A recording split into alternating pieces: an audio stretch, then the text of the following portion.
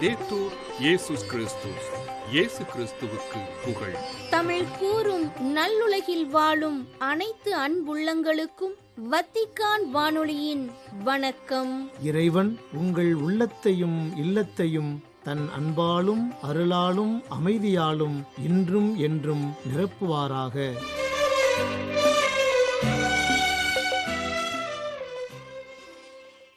இன்றைய நம் ஒலிபரப்பு உங்களுக்கு வழங்கவிருப்பன தடம் தந்த தகைமை, அன்னை ஓர் அதிசயம் மற்றும் செய்திகள். தடம் தந்த தகைமை, வாய்க்குள் செல்வது.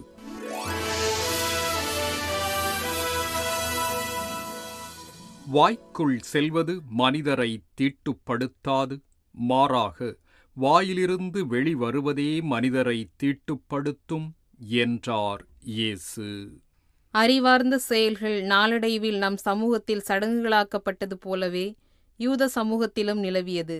அவர்கள் எவற்றை உண்ண வேண்டும், எவ்வுணவுகளை தவிர்க்க வேண்டும் என்றெல்லாம் சட்டங்கள் தீட்டி வைத்திருந்தனர். அவை பார்ப்பதற்கும் கேட்பதற்கும் மலைப்பாக இருக்கும். எல்லாவற்றையும் சட்டத்திற்குள் இட்டு சமத்துவ வாழ்வை தொலைத்த அச்சமூகத்திற்கு இயேசுவின் மாற்றுப்பார்வை மருந்து போன்று கசந்தது. உணவு சுகாதார குறைபாடுடனோ கெட்டுப்போனதாகவோ இருந்தால் அது வயிற்றை பாதிக்கும், உள்ளத்தை பாதிக்காது. ஆனால் உள்ளத்திலிருந்து ஊற்றெடுக்கும் தீய எண்ணங்கள், பார்வைகள், செயல்பாடுகள், வார்த்தைகள் யாவும் சொல்பவரையும் ஏனையோரையும் வெகுவாக பாதிக்கும். உள்ளத்தை தூயதாக்காமல் உள்ளதெல்லாம் செய்தாலும் ஒரு பயனுமில்லை. நல்ல மனிதரின் இதயமே இவ்வுலகில் கடவுளின் கோவில். இறைவா, என் உள்ளத்தை தூயதாய் காக்கவும், அதில் எழும் எண்ணத்தை தீபமாக்கவும், நற்செயலை நீர் விரும்பும் பலியாக்கவும் வரம் தாரும். அன்னை ஓர் அதிசயம். பொனாரியா அன்னை மரியா திருத்தலம், கலியாரி, இத்தாலி. தாய் மரியாள் அழைக்கின்றாள், மாந்த நம்மையே வாழ்ந்து காட்டும் பக்தர்களாய் நாமும் மாறவே. இத்தாலி நாட்டிலுள்ள சர்தேனியா தீவு அந்நாட்டின் சிசிலி தீவுக்கு அடுத்தபடியாக மத்தியதரை கடலில் உள்ள இரண்டாவது பெரிய தீவு ஆகும். ஆங்கிலத்தில் இத்தீவு சர்தீனியா தீவு என்று அழைக்கப்படுகின்றது. இதன் பரப்பளவு 23,821 சதுர கிலோமீட்டர் ஆகும். இத்தீவின் 1849 கிலோமீட்டர் நீள கடற்கரை பெரும்பாலும் உயரமாக பாறையாக இருக்கின்றது. இத்தீவின் கடற்கரைகளில் சிறிய தீவுகளும் உள்ளன. சர்தேனியா தீவு நிலநடுக்க பாதிப்பு ஏற்படாத பகுதியாகும். இத்தீவின் பாறைகள் ஏறக்குறைய 50 கோடி ஆண்டுகள் பழமையுடையன. இத்தீவின் 13.6 விழுக்காட்டு பகுதி மலைகளாகும். 18.5 விழுக்காட்டு பகுதி சமவெளிகளாகும். 67.9 விழுக்காட்டு பகுதி குன்றுகளால் நிறைந்தது. இத்தீவில் 54 செயற்கை ஏரிகளும் நீர் தேக்கங்களும் உள்ளன. இவற்றிலிருந்து தண்ணீரும் மின்சாரமும் அத்தீவு மக்களுக்கு கிடைக்கின்றன. இத்தீவில் பல கனிமங்களும் கிடைக்கின்றன. ஐரோப்பாவில் பழங்காலத்திலிருந்தே மக்கள் குடியிருந்த நிலப்பகுதிகளில் ஒன்றாகவும் சர்தேனியா தீவு வரலாற்று ஏடுகளில் குறிக்கப்பட்டுள்ளது. சர்தேனியா தீவின் தலைநகர் கலியாரி என்ற நகரமாகும். அன்பு நேயர்களே, நாம் இன்று கேட்கவிருக்கும் பொனாரியா அன்னை மரியா திருத்தலம் இந்த கலியாரி நகரத்தில்தான் உள்ளது. பொனாரியா என்றால் நலமளிக்கும் சுத்தமான காற்று என்று பொருள். பொனாரியா அன்னை மரியா திருத்தலத்தின் வரலாறு 14ஆம் நூற்றாண்டிலிருந்து தொடங்குகிறது. ஸ்பெயினிலிருந்து இத்தாலி நோக்கி வந்து கொண்டிருந்த கப்பல் ஒன்று 1370ஆம் ஆண்டு மார்ச் 25ஆம் தேதி பெரும் புயலால் தாக்கப்பட்டது. அந்த கப்பலில் பயணம் செய்த பணியாளர்கள் மற்றும் பயணிகளின் உயிருக்கு பெரிய ஆபத்து ஏற்பட்டது. அனைவரும் அச்சத்தால் நடுங்கிக் கொண்டு உயிரை கையில் பிடித்து கொண்டிருந்தனர். அப்போது கப்பல் மாலுமி அனைவரையும் காப்பாற்றும் நோக்கத்துடன் கப்பலில் இருந்த அனைத்து சரக்குகளையும் கடலில் எறியுமாறு கட்டளையிட்டார். உடனே பணியாளர் குழு அனைத்தையும் தூக்கி கடலில் வீசினர். ஆனால் எந்த பலனும் இல்லை. பின்னர் அக்கப்பலில் ஒரு பெரிய கூடை இருந்ததை பார்த்தனர். கடைசியாக அந்த கூடையையும் தூக்கி கடலில் வீசினர். அந்த கூடையை தண்ணீருக்குள் போட்டவுடன் புயல் ஓய்ந்தது. அந்த கப்பலை அந்த கூடையை நோக்கிச் செலுத்த அதை எடுக்க முயற்சித்தனர். ஆனால் முடியவில்லை. கடைசியாக கப்பல் வழக்கமான பாதையில் செல்லத் தொடங்கியது. எனினும் அந்த கூடை பொனேரியா குன்றின் அடிவாரத்தின் கடற்கரையை ஏப்ரல் 24ஆம் தேதியன்று தொட்டு நின்றது. அந்த கூடை கடற்கரையை அடைந்தபோது பலர் அங்கு இருந்தனர். அனைவரும் விரைந்து சென்று அதற்குள்ளே என்ன இருக்கின்றது என்பதை அறிவதற்கு ஆவலுடன் காத்திருந்தனர். அக்கூடையை திறப்பதற்கு முயற்சித்தனர். ஆனால் அந்த கடற்கரையில் அப்போது இருந்த யாராலும் இயலவில்லை. அக்கூடையை தூக்குவதற்கு முயற்சித்தனர். அதுவும் முடியவில்லை. அது மிகவும் பாரமாக இருந்தது. உடனடியாக அவ்விடத்தில் நின்று கொண்டிருந்த ஒரு குழந்தை, மெர்சதேரியன் துறவற குருக்களில் ஒருவரை அழையுங்கள் என்று கத்தியது. அக்குருக்களும் உடனடியாக அவ்விடத்திற்கு விரைந்து வந்து மிக எளிதாக அக்கூடையை தூக்கி அதனை தங்களது ஆலயத்திற்கு எடுத்துச் சென்றனர். அனைத்து மக்களும் அவ்வாலயத்தில் இருந்தபோது அமைதியாக ஜெபித்துக் கொண்டே அக்குருக்கள் அக்கூடையை திறந்தனர். அதில் புனித கன்னிமரியா தனது கரங்களில் குழந்தை இயேசுவை தாங்கியபடியான ஒரு வியத்தகு அழகான திருவுருவம் இருந்தது. அவ்வன்னையின் வலது கரத்தில் எரியும் மெழுகுத்திரியும் இருந்தது. 1.56 மீட்டர் உயரமுடைய அவ்வுருவம் மரத்தால் செய்யப்பட்டது. கார்லோ கட்டாலன் என்ற அருள்பணியாளர் 1330ஆம் ஆண்டு வாக்கில் ஓர் ஆலயத்தை கட்டி அருள்பொழிவு செய்தபோது அவர் மெர்சி துறவு சபை குருக்களிடம், இந்த இடத்துக்கு ஒரு மாபெரும் பெண் வந்து குடியிருப்பார். அப்பெண்ணின் வருகைக்கு பின்னர் இப்பகுதியை தாக்கியுள்ள மலேரியா நோய் மறைந்துவிடும். அப்பெண்ணின் திருவுருவம் பொனேரியா கன்னிமரியா என அழைக்கப்படும் என்று இறைவாக்காகச் சொன்னார். ஆதலால் கடலில் மிதந்து வந்த அத்திருவுருவம் இவ்வாலயத்தில் வைக்கப்பட்ட போது அக்குருக்கள் அந்த இறைவாக்கை நினைவு கூர்ந்தனர். அருள்பணி கார்லோ சொன்னது போல அத்திருவுருவத்துக்கு பொனேரியா, அதாவது நலமளிக்கும் சுத்தமான காற்று அன்னை மரி என அக்குருக்கள் பெயரிட்டனர். இந்த புதுமையால் அவ்வன்னை மரியா பக்தி காற்று போல வேகமாக பரவியது. குறிப்பாக கப்பலோட்டிகள் இத்தாயை தங்களது பாதுகாவலராக போற்றினர். இத்தாயின் பக்தி எங்கும் பரவியது. பொனேரியா அன்னை மரியாவை சர்தேனியாவின் பாதுகாவலராக 1908ஆம் ஆண்டில் திருத்தந்தை 10ஆம் பயஸ் அறிவித்தார். இந்த அறிவிப்பின் 100ஆம் ஆண்டையொட்டி 2008ஆம் ஆண்டு செப்டம்பர் 7ஆம் தேதி முன்னாள் திருத்தந்தை 16ஆம் பெனடிக்ட் பொனேரியா அன்னை மரியா திருத்தலம் சென்றார். அச்சமயம் அத்திருவுருவத்துக்கு ஒரு தங்க ரோஜாவையும் காணிக்கையாக அளித்தார். இவ்வன்னை பொனேரியா வந்ததன் 600ஆம் ஆண்டை முன்னிட்டு திருத்தந்தை 6ஆம் பவுல் 1970ஆம் ஆண்டு ஏப்ரல் 24ஆம் தேதி அத்திருத்தலம் சென்றார். புனித திருத்தந்தை 2ஆம் ஜான்பால் 1985ஆம் ஆண்டு அக்டோபர் 20ஆம் தேதி அத்திருத்தலம் சென்றார். திருத்தந்தை பிரான்சிஸ் அவர்களும் அவர் திரு அவையின் இவ்வுலக தலைமை பதவியை ஏற்ற 2013ஆம் ஆண்டிலேயே செப்டம்பர் மாதம் பொனேரியா அன்னை மரியா திருத்தலம் சென்றார். திருத்தந்தை பிரான்சிஸ் அவர்களுக்கும் பொனேரியா அன்னை மரியா திருத்தலத்திற்கும் ஒரு தொடர்பு உள்ளது. திருத்தந்தை பிரான்சிஸ் அவர்கள் அர்ஜென்டினாவில் பேராயராக பணியாற்றிய போனஸ் ஐரஸ் நகரத்திற்கு பொனாரியா அன்னை மரியாவின் பெயரே இடப்பட்டுள்ளது. போனஸ் ஐரஸ் நகரை உருவாக்கிய ஸ்பானியரான பெத்ரோ தே மெண்டோசா அவ்விடத்திற்கு தூய மூவொரு கடவுளின் நகர் என பெயரிட விரும்பினார். ஆனால் பொனாரியா அன்னை மரியா மீது பக்தி கொண்ட சர்தீனிய கப்பலோட்டிகள் இந்நகரை அவ்வன்னையின் பெயரால் அழைக்க வேண்டுமென விரும்பினர். இதனால் தூய மூவொரு கடவுளின் நகர் மற்றும் பொனாரியா அன்னை மரியா துறைமுகம் என அழைப்பதற்கு ஒத்துக்கொண்டனர். ஆயினும் இப்பெயர் நீளமாக இருப்பதால் போனஸ் ஐரஸ், அதாவது இத்தாலியத்தில் பொனாரியா, தமிழில் நலமளிக்கும் சுத்தமான காற்று என்ற பொருளில் அந்நகர் அழைக்கப்படுகின்றது. இத்தாலியின் கலியாரி நகரில் உள்ள பொனாரியா அன்னை மரியா திருவுருவம் போன்ற ஒரு திருவுருவம் 2013ஆம் ஆண்டு ஜூலை மாதம் 1 தேதி அர்ஜென்டினாவின் போனஸ் ஐரஸுக்கு அனுப்பப்பட்டது. பொனேரியா குன்று கலேரி நகரின் தென்கிழக்கு பகுதியில் அமைந்துள்ளது. அரகோனா மன்னர் அல்போன்சா 1323ஆம் ஆண்டில் கலேரி நகரை கைப்பற்ற எண்ணி பொனேரியா குன்றில் பாளையம் அமைத்தார். இவ்விடம் சுத்தமான காற்று வீசும் இடமாக இருந்ததால் அவர்கள் அவ்விடத்தை தங்களது இஸ்பானிய மொழியில் போன் ஐரே என அழைத்தனர். மதில்களை கொண்ட அரண்மனையையும் ஒரு ஆலயத்தையும் கட்டினர். 1324ஆம் ஆண்டில் அந்நகரை கைப்பற்றினர். 1325ஆம் ஆண்டில் அரசர் இவ்வாலயத்தை மெர்சி துறவு சபையினருக்கு கொடையாக கொடுத்தார். பின்னர் அச்சபையினர் இங்கு ஒரு இல்லத்தை கட்டினர். புனித பீட்டர் நொலஸ்கோவால் ஸ்பெயினின் பார்சலோனாவில் ஆரம்பிக்கப்பட்ட இத்துறவு சபை மூர்ஸ் இனத்தவரிடமிருந்து கிறிஸ்தவ அடிமைகளை விடுதலை செய்யும் நோக்கத்தை கொண்டிருந்தது. பல அடிமைகள் விடுதலை அடைவதற்கு பொனேரியாவில் மறைப்பணி செய்த மெர்சி துறவு சபை குருக்கள் உதவினர். பொனேரியா அன்னை மரியாவுக்கு 1704ஆம் ஆண்டில் புதிய ஆலயம் கட்டத் தொடங்கினர். இது 1926ஆம் ஆண்டில் முடிக்கப்பட்டது.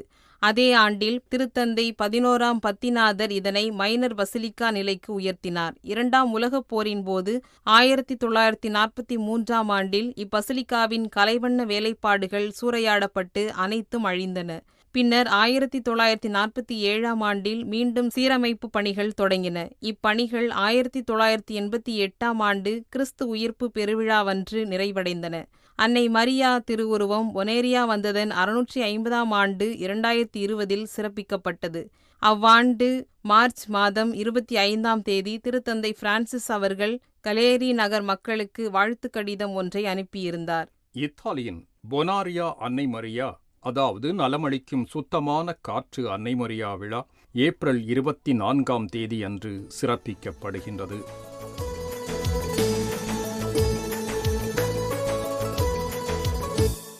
எத்திக்கும் தித்திக்கும் நல்முத்தாம் மறைநூலின் மாதாவே நீர் வாழ்கவே.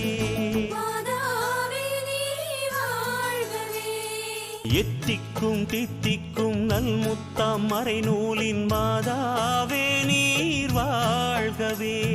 திருநூலின் தாயே, மாந்தரின் தாயே, தலைமுறைகள் தவறாது தாழ்பணிவோம். விண்ணகத்தாயே, பாசத்தின் தாயே, மண்ணகமே உன்னருளால் வீணானதே. உன் கைகளில் இயேசு தவழ உன்னிலவரை காணும் போது பசிதீரும் பிணி நீங்கும் உளம் மகிழும் அருள் நிறையும். உலகின்று உன் அன்பின் வடிவானதே, உலகின்று உன் அன்பின் வடிவானதே.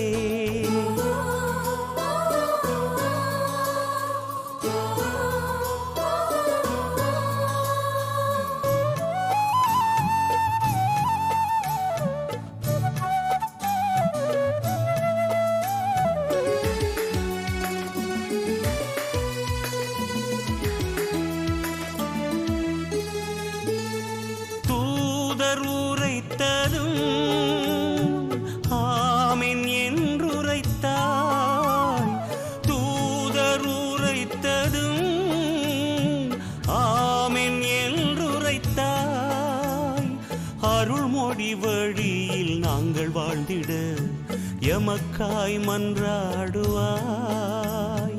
அருள்மொழி வழியில் நாங்கள் வாழ்ந்திட எமக்காய் மன்றாடுவாய். உன் கைகளில் இயேசு தவழ உன்னிலவரை காணும் போது பசிதீரும் பிணி நீங்கும் உளம் மகிழும் அருள் நிறையும். உலகின்று உன் அன்பின் வடிவானதே, உலகின்று உன் அன்பின் வடிவானதே.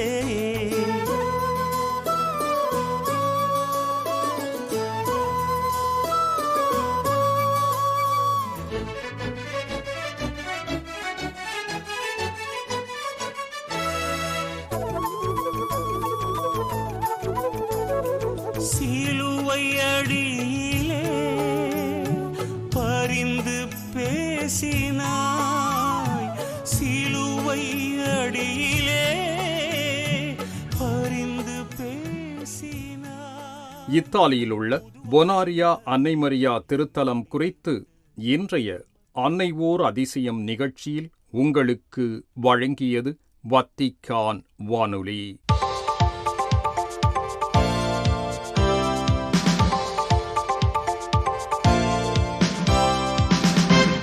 செய்திகள். ஜூன் 19 வியாழக்கிழமை திருத்தந்தை 14ஆம் லியோ அவர்கள் தனது 43வது குருப்பட்ட நாளை சிறப்பிக்கும் இந்நாளில் அவருக்கு வாழ்த்துக்கள் வந்து குவிந்த வண்ணம் உள்ளன. ராபர்ட் பிரான்சிஸ் பிரேவோஸ்ட் என்ற இயற்பெயர் கொண்ட திருத்தந்தை 14ஆம் லியோ அவர்கள் கடந்த 1982ஆம் ஆண்டு ஜூன் 19ஆம் தேதி அகஸ்தீன் துறவு சபையை சேர்ந்த அருள்பணியாளராக ரோமையிலுள்ள புனித மோனிகா கோவிலில் திருநிலைப்படுத்தப்பட்டார். அருட்தந்தை ராபர்ட் பிரான்சிஸ் பிரீவோஸ்ட் அவர்கள் அருள்பணியாளராக திருநிலைப்படுத்தப்பட்ட போது அவருக்கு 27 வயது என்றும் அவர் ரோமையிலுள்ள புனித தாமஸ் அக்குவினாஸ் பாப்பிரை பல்கலைக்கழகத்தில் திரு அவை சட்டம் பயின்றார் என்றும் திருத்தந்தை குறித்து இன்றைய நாளில் எழுதியுள்ள கட்டுரை ஒன்றில் குறிப்பிட்டுள்ளார் திருப்பீட சமூக தொடர்பு துறையின் செய்திப்பிரிவு தலைவர் அந்திரேயா தொர்னெயெல்லி. மேலும் 1981 ஆண்டில் தனது இறுதி அர்ப்பணத்தை புனித அகஸ்தின் சபையில் வழங்கினார் என்றும் 1985 ஆண்டில் அவர் பெருவிற்கு ஒரு மறைப்பணியாளராக அனுப்பப்பட்டு பியூரா பகுதியிலுள்ள சுலுகானாஸின் பணித்தளத்தில் பணியாற்றினார் என்றும் தனது கட்டுரையில் குறிப்பிட்டுள்ளார் தொர்னெயெல்லி. தொகையிசை என்பது தூய ஆவியால் வழிநடத்தப்படும் விசுவாசத்தின் உருவகம் என்று கூறினார் திருத்தந்தை 14ஆம் லியோ. புனிதம் நிறைந்த இசை வரலாற்றில் மிகவும் செல்வாக்குமிக்க இசையமைப்பாளர்களில் ஒருவரான ஜொவ்வானி பியர்லூயிஜி தா பெலஸ்திரீனாவின் 500வது பிறந்த நாளை குறிக்கும் வகையில் அவருக்கு அஞ்சலி செலுத்திய போது இவ்வாறு தெரிவித்தார் திருத்தந்தை. ஜூன் 18 புதன்கிழமை மாலை திருப்பீடத்தில் டொமினிகா பார்த்தலோய்ச்சி அமைப்பினரால் ஏற்பாடு செய்யப்பட்ட ஒரு நிகழ்வில் அதன் பங்கேற்பாளர்களிடம் உரையாற்றிய திருத்தந்தை பெலஸ்திரீனா இசையின் ஆன்மீக மற்றும் வழிபாட்டு முக்கியத்துவத்தை இறைவேண்டல் மற்றும் ஒன்றிப்பின் காலத்தால் அழியாத வெளிப்பாடு என்றும் விவரித்தார். தொகையிசை என்பது வெறும் இசை நுட்பம் மட்டுமல்ல, அது இறையியல் அர்த்தத்துடன் நிறைவுற்ற ஒரு வடிவம். அது புனித உரையை எடுத்து பொருத்தமான மெல்லிசையால் அதை அணிவிக்கிறது என்றும் இதனால் அது விசுவாசிகளின் புரிதலை சிறப்பாக அடைய முடியும் என்றும் குறிப்பிட்டார் திருத்தந்தை.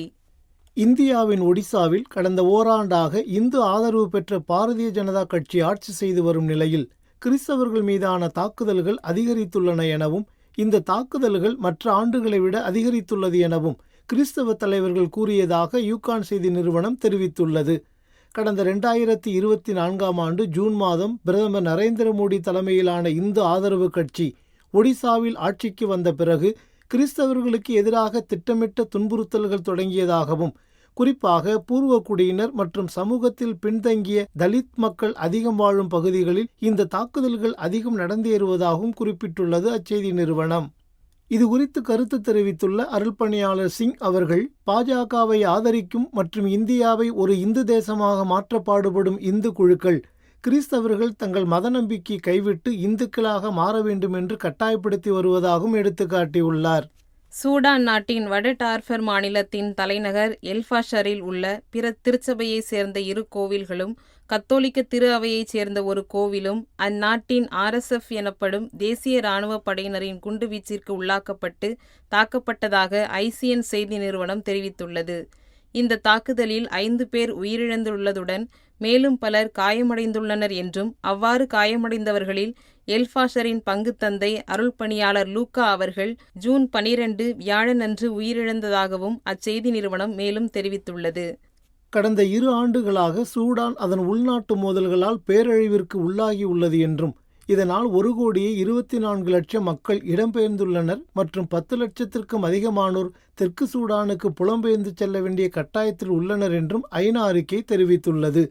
சூடானில் 57 விழுக்காட்டினர் கடுமையான உணவு பாதுகாப்பின்மை எதிர்கொள்வதாகவும் இது தெற்கு சூடான், பாலஸ்தீனம், மாலி மற்றும் ஹைதியுடன் சேர்ந்து உலகின் முதல் 5 பசிமையங்களில் ஒன்றாக மாறியுள்ளது என்றும் அதன் அறிக்கை சுட்டிக்காட்டுகின்றது. மனிதாபிமான பேரழிவை தடுக்க உலகளாவிய நிதி உதவியை அதிகரிக்கவும் வன்முறையை முடிவுக்கு கொண்டு வரவும் ஐக்கிய நாடுகளின் உணவு மற்றும் வேளாண்மை அமைப்பும் உலக உணவு திட்டமும் அவசரமாக அழைப்பு விடுத்துள்ளன. ஜூன் 20ஆம் தேதி சிறப்பிக்கப்படவிருக்கும் உலக புலம்பெயர்ந்தோர் தினத்தை முன்னிட்டு இடம்பெயர்ந்த மற்றும் புலம்பெயர்ந்த சிறுவர்களுக்கான பாதுகாப்பை மேம்படுத்த வேண்டிய அவசியத்தை வலியுறுத்தியுள்ளது சேவ் தி சில்ட்ரன் எனப்படும் உலகளாவிய குழந்தைகள் நல அமைப்பு. ஐரோப்பிய ஒன்றியத்தின் எல்லைகளில் குறிப்பாக கிரீஸ், இத்தாலி, பின்லாந்து, ஸ்பெயின் மற்றும் போலந்து எல்லைகளில் சிறுவர்கள் மிகவும் பாதிக்கப்படுவதாகவும் அங்குள்ள குழந்தைகளின் நிலையை ஆய்வு செய்து அறிக்கை ஒன்றை வெளியிட்டுள்ளதாகவும் குறிப்பிட்டுள்ளது அந்நிறுவனம். இத்துடன் வத்திக்கான் வானொலியின் தமிழ் ஒலிபரப்பு நிறைவு பெறுகின்றது. வணக்கம். வணக்கம்.